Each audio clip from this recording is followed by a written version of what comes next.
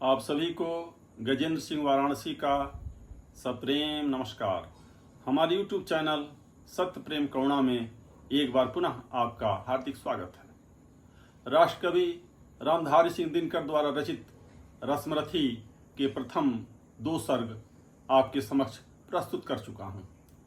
आज तीसरे सर्ग पे चर्चा करेंगे।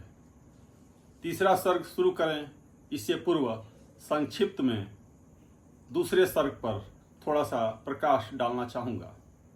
दूसरे सर्ग में आपने देखा कि कर्ण महेंद्रगिरी पर्वत पर परशुराम जी के पास जाकर के युद्ध की शिक्षा लेता है, अस्त्र शस्त्र चलाना, दिव्यास्त्र सीखना और धनुर्विद्या में गुरु परशुराम से शिक्षा लेता है। और करीब करीब जो है उसकी शिक्षा पूरी हो चुकी थी।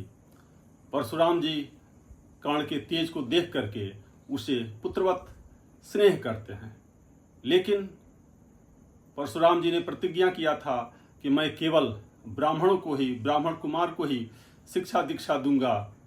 लेकिन कर्ण क्षत्रिय था और परशुराम जी उसे ब्राह्मण समझ करके शिक्षा दीक्षा दे रहे थे। परशुराम जी ने कर्ण के निष्ठा लगन को देख करके सारे अस्त्र शस्त्र चलाना सिखला दिए थे, यहाँ तक कि ब्रह्मास्त्र का भी प्रयोग करना कर्ण को बतला दिए थे। लेकिन दुर्भाग्य से एक दिन यह भेद खुल जाता है कि कर्ण ब्राह्मण नहीं बल्कि क्षत्रिय है और परशुराम जी कुपित हो जाते हैं, क्रोध से तमतमा जाते हैं और उसे शाप दे देते हैं कि जब तुम्हें सख्त जरूरत होगी ब्रह्मास्त्र की वह चलाना भूल जाओगे। ये कहो कि मैंने तुम्हें पुत्र मान लिया था इसलिए तुम्हारा प्राण बख्श देता हूँ, लेकिन ब्रह्मास्त्र जिस समय तुम्हें बहुत जरूरत होगी उस समय तुम भूल जाओगे। और परशुराम जी ने कहा, मान लिया था पुत्र इसी से प्राण दान तो देता हूँ, पर अपनी विद्या का अंतिम चरम तेज हर लेता हूँ। सिखलाया ब्रह्मास्त्र तुझे जो काम नहीं वह आएगा, है यह मेरा शाप समय पर तू उसे भूल जाएगा। और कर्ण अंत में गुरु का चरण रज लेते हुए एक हारे हुए जुआरी की भांत धीरे धीरे महेंद्रगिरी पर्वत से नीचे उतरता है और यहीं पे द्वितीय सर्ग समाप्त हो जाता है।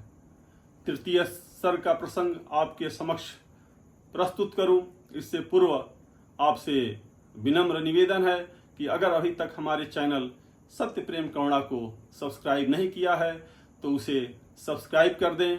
अगर कोई प्रसंग आपको पसंद आता है तो उसे लाइक करें, दोस्त मित्रों में शेयर करें। और एक अनुरोध है कि वीडियो में अंत तक हमारे साथ बने रहें।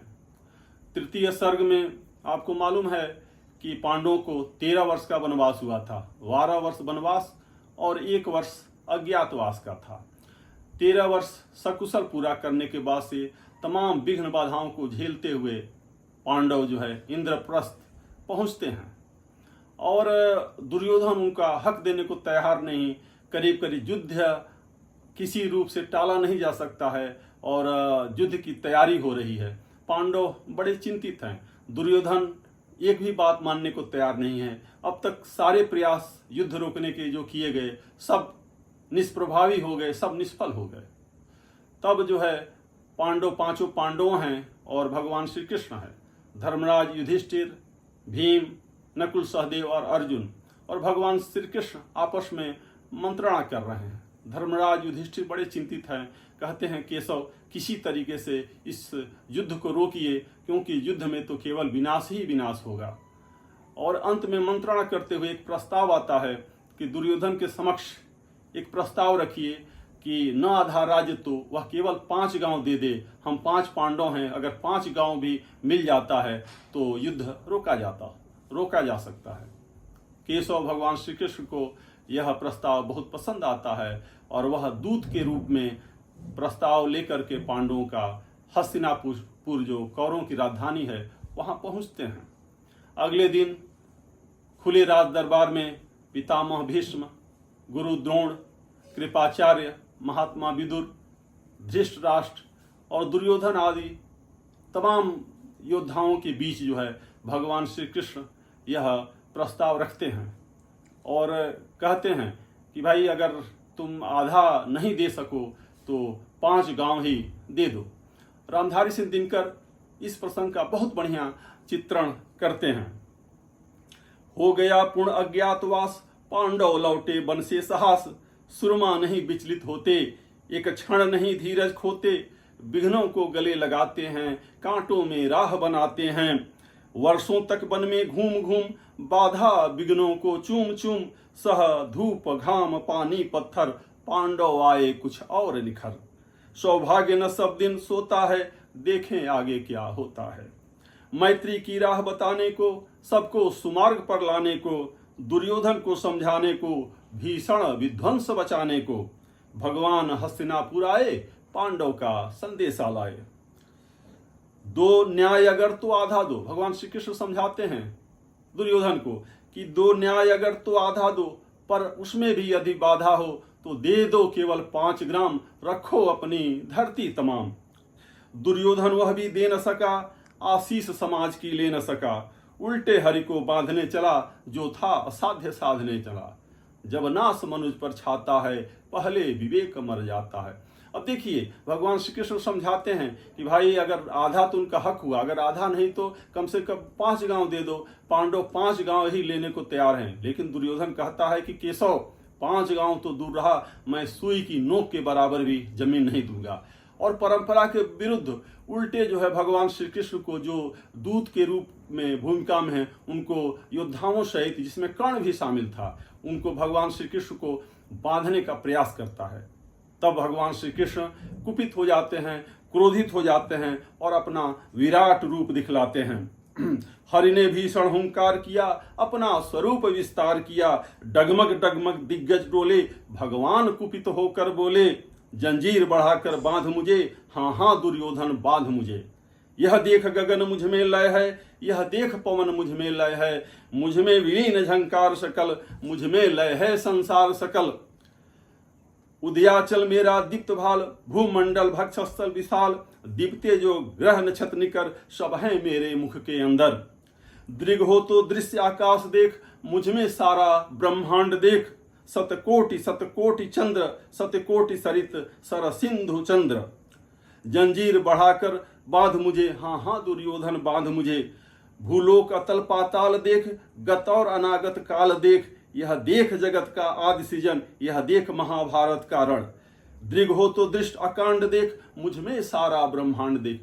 भगवान श्री कृष्ण विराट रूप दिखलाते हैं और सारी सभा जो है कुछ तो मूर्छित हो जाते हैं, कुछ जो है एकदम मौन हो जाते हैं और किसी को कुछ जो है सुनाई नहीं देता है। सब जो है रोमांचित हो जाते हैं, सबके रोंगटे खड़े हो जाते हैं। भगवान के विराट और कुपित होकर के जो आवाज भगवान से निकलती है, जो गर्जना करते हैं, पूरी सभा में जो है सन्नाटा छा जाता है। मृतकों से पटी हुई भू है, पहचान कहाँ इसमें तू है। भूलोक अतल पाताल देख, गत और अनागत काल देख, यह देख जगत का आदि सृजन, यह देख महाभारत का रण। मृतकों से पटी हुई भू है, पहचान कहाँ इसमें तू है। अंबर में कुंतल जाल देख, पद के नीचे पाताल देख। मुट्ठी में तीनों काल देख, मेरा स्वरूप विकराल देख। सब जन्म मुझी में पाते हैं, फिर लौट मुझी में आते हैं। जिह्वा से करती ज्वाल सघन, सांसों में पाता पौन नयन। पड़ जाती मेरी दृष्ट जिधर, हंसने लगती है सृष्ट उधर। मैं जब ही मूदता हूं लोचन, छा जाता चारों ओर मरण। तो भगवान श्री कृष्ण अपना विराट रूप दिखलाते हैं, लेकिन पूरी सभा जो है कुछ तो बेहोश हो जाते हैं और कुछ को तो कुछ समझ में नहीं आता है, वो मौन हो जाते हैं। बांधने मुझे तू आया है, जंजीर बड़ी क्या लाया है। भगवान श्री कृष्ण दुर्योधन से कहते हैं, बांधने तो चले हो, लेकिन तुम्हारे पास कितनी बड़ी जंजीर है।